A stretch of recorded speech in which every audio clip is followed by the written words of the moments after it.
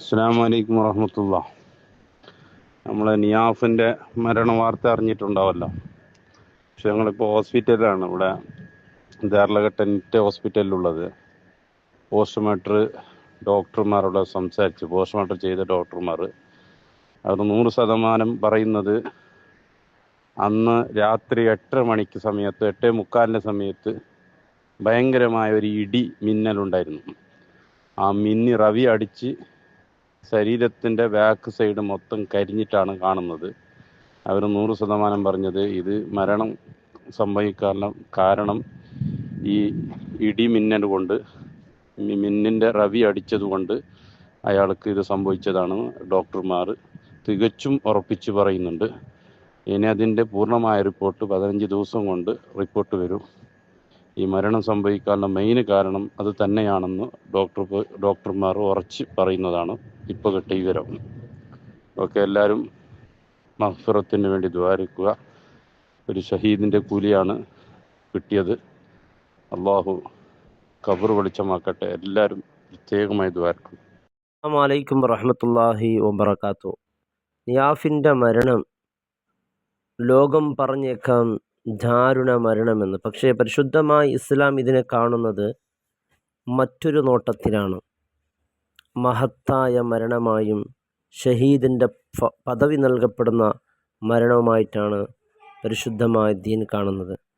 പ്രിയ സഹോദരങ്ങളെ, ജീവിതം എത്ര ചെറുതാണ് എന്ന് നമ്മൾ ചിന്തിപ്പിക്കുന്ന, ഒരു നിമിഷം മുമ്പുണ്ടായ മനുഷ്യൻ, ജീവനോടുണ്ടായിരുന്ന മനുഷ്യൻ ഇനി എന്നേക്കുമായി ഇല്ല എന്ന് പറയുമ്പോൾ വല്ലാത്ത ഒരു മനുഷ്യൻ്റെ ആയുസ് എത്ര ചെറുതാണ് എന്ന്.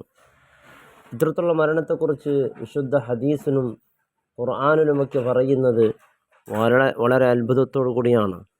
മുത്തായ ഹബീബ് പറയുന്നു, അൽ മത്ഊനു ഷഹീദുൻ വൽ മബ്തൂനു ഷഹീദുൻ വസ്വാഹിബുൽ ഗർഖ് ഷഹീദുൻ വസ്വാഹിബുൽ ഹദ്മി ഷഹീദുൻ.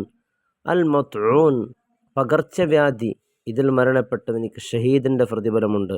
വൽ മബ്തൂനു ഷഹീദുൻ, അതുപോലെ വയറുവേദന സംബന്ധമായി മരണപ്പെട്ടപ്പോൾ വസ്വാഹിബുൽ ഗർഖ് ഷഹീദുൻ വസ്വാഹിബുൽ ഹദ്മി ഷഹീദുൻ, മുങ്ങി മരിച്ചവനും ഷഹീദാണ്.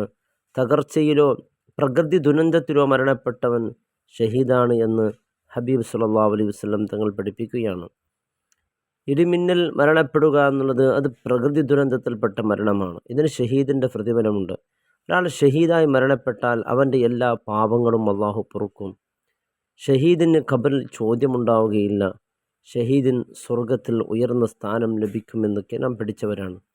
വിശുദ്ധ ഖുർആനൊക്കെ ഷഹീദിങ്ങളെക്കുറിച്ച് പറയുന്നത് വലാ തഹ്സബന്നല്ലദീന ഖുതിലു ഫീ സബീലില്ലാഹ് അംവാതൻ ബൽ അഹ്യാഉ ഇൻദ റബ്ബിഹിം യുർസഖൂൻ എന്നാണ്.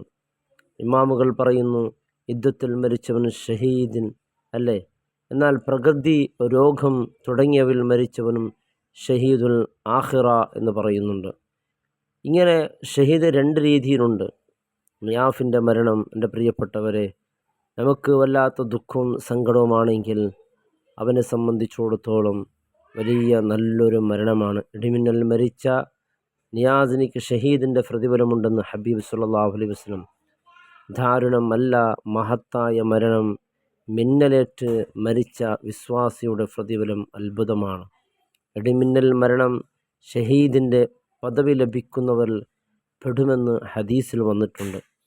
അല്ലാഹു റബ്ബ് സുബ്ഹാനഹു തആല അല്ലാഹുമ്മഗ്ഫിർ ലഹു വർഹംഹു വജ്അൽഹു മിനശ് ശുഹദാഇ വസ്സാലിഹീൻ. ആമീൻ ആമീൻ യാ റബ്ബൽ ആലമീൻ.